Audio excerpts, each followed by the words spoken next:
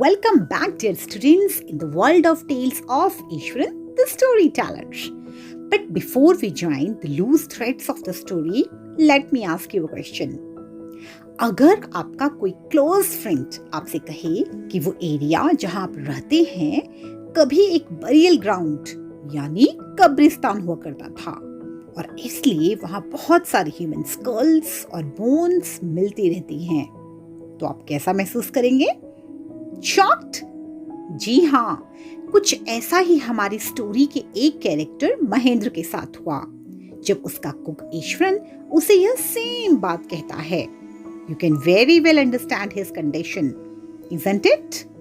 Now, without wasting time, let's see how does Ishwaran narrates his next story of ghosts. So let's get started. He went on to narrate how he sometimes saw ghosts at night. I'm not easily frightened by these things, sir. I'm a brave fellow.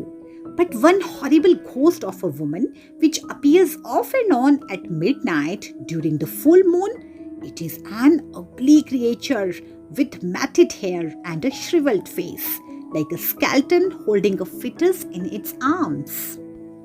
Dear students, in this paragraph we found an idiom off and on. It means that which happens sometimes but not in a regular or continuous way, यानी कभी कभी. Dear students, इस paragraph में ईश्वरन महेंद्र को बताता है कि कैसे उसने कभी कभी रात को घोस्ट्स यानी भूत देखे थे. वो कहता है कि वो आसानी से इन चीजों से नहीं डरता, वो एक बहादुर इंसान है, लेकिन एक औरत का हॉरिबल घोस्ट जो फुल मून की आधी रात को यानी पूनम की आधी रात को कभी कभी निकलता है, वो एक उलझे बालों वाली सूखे चेहरे वाली एक अगली यानी बदसूरत औरत है, हाथ में फीटस पकड़े बिल्कुल किसी स्केल्टन की तरह. Dear students, a fetus is an unborn animal or human baby in its later stages of development. तो आइए अब देखते हैं महेंद्र कैसे रिएक्ट करता है. Mahendra shivered at the description and interrupted rather sharply. You are crazy, Ishwaran. There are no such things as ghosts or spirits. It is all a figment of your imagination. Get your digestive system examined and maybe your head as well. You're talking nonsense. Mahendra इस description पर कांप गया और उसने तीखे स्वर में ईश्वरन को इंटरप्ट यानी टोकते हुए कहा, तुम पागल हो ईश्वरन, भूत और आत्मा जैसी कोई चीज नहीं होती. यह सब तुम्हारी इमेजिनेशन की मनगढ़ंत बातें हैं. अपने डाइजेस्टिव सिस्टम का इलाज करवाओ और अपने दिमाग का भी. तुम बकवास कर रहे हो. He left the room and retired for the night, expecting Ishwaran to sulk for a couple of days. But the next morning, he was surprised to find the cook as cheerful and talkative as ever. From that day on, Mahendra, for all his brave talk, went to bed with a certain unease. Every night, he peered into the darkness outside through the window next to his bed, trying to make sure that there was no movement of dark shapes in the vicinity. But he could only see a sea of darkness with the twinkling lights of the factory miles away. Mahendra गुस्से से room से तो चला गया, लेकिन उसे उम्मीद थी कि ईश्वरन अब बहुत से दिनों तक उससे नाराज रहेगा. सल्क मीन्स नाराज रहना. लेकिन अगली सुबह कुक को फिर से वैसे ही चीयरफुल और टॉकेटिव देखकर बहुत हैरान हुआ.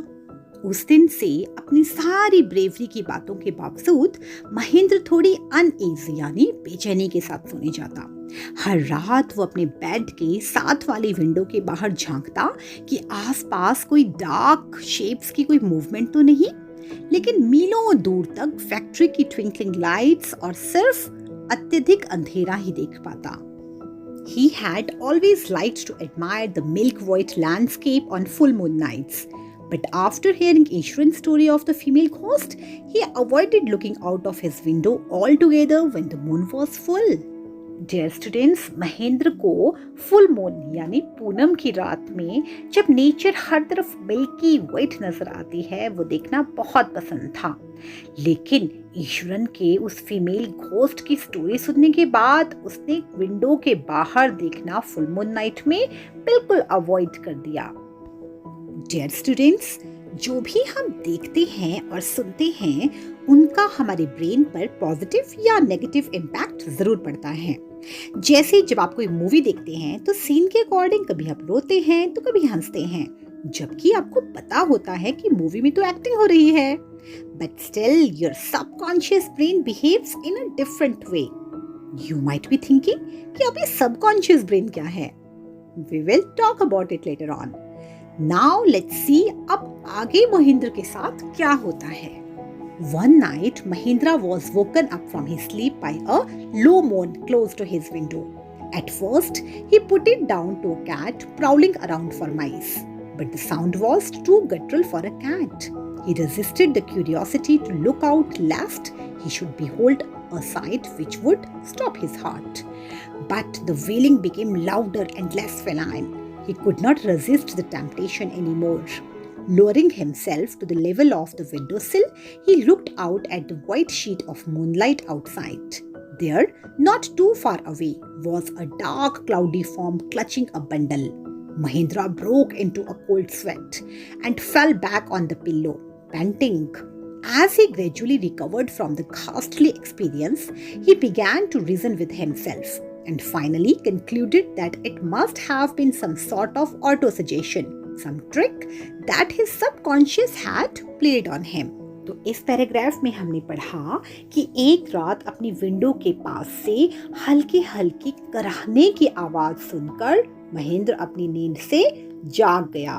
मोन मतलब कराहने की आवाज। शुरू में उसने सोचा कि ये कोई कैट होगी जो माइस की तलाश में इधर उधर घूम रही है, लेकिन आवाज कैट की होने की बजाय गले से निकली हुई लग रही थी। गटरल मीन्स गले से निकली हुई आवाज।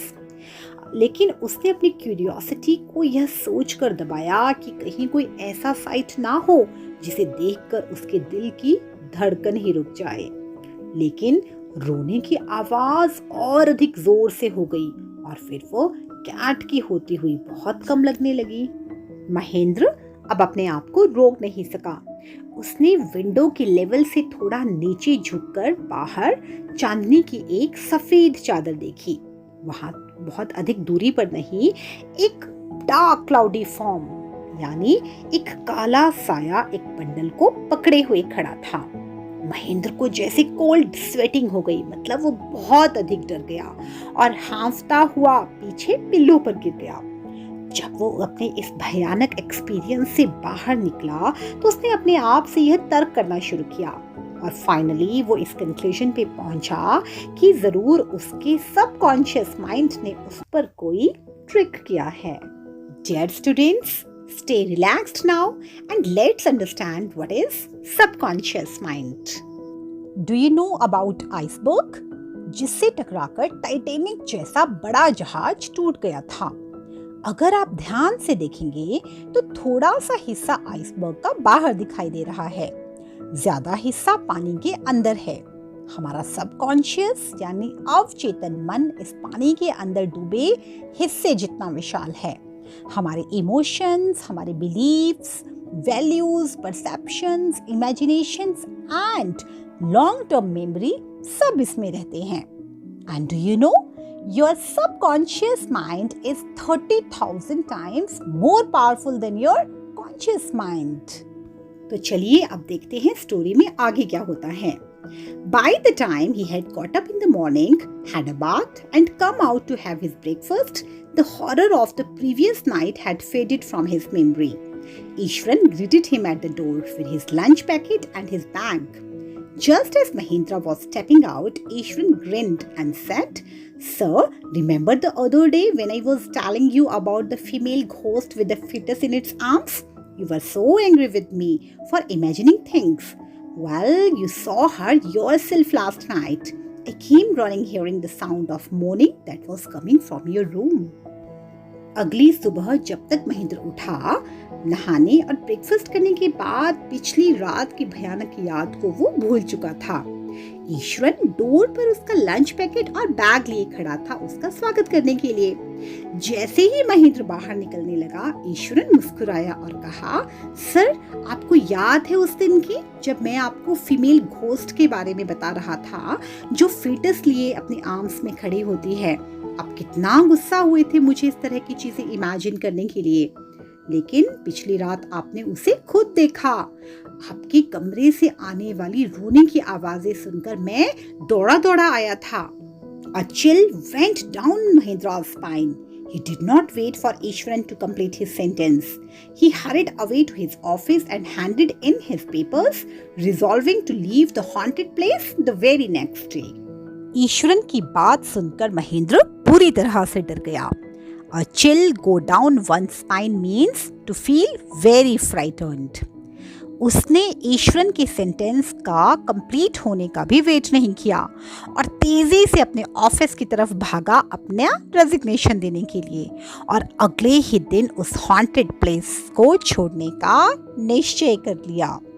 डियर स्टूडेंट्स, तो आपने देखा कि ईश्वरन की स्टोरी ने महेंद्र के सबकॉन्शियस माइंड को इस हद तक प्रभावित किया कि सब समझते हुए भी वो इतना डर गया कि उस जगह को छोड़कर भागने को तैयार हो गया।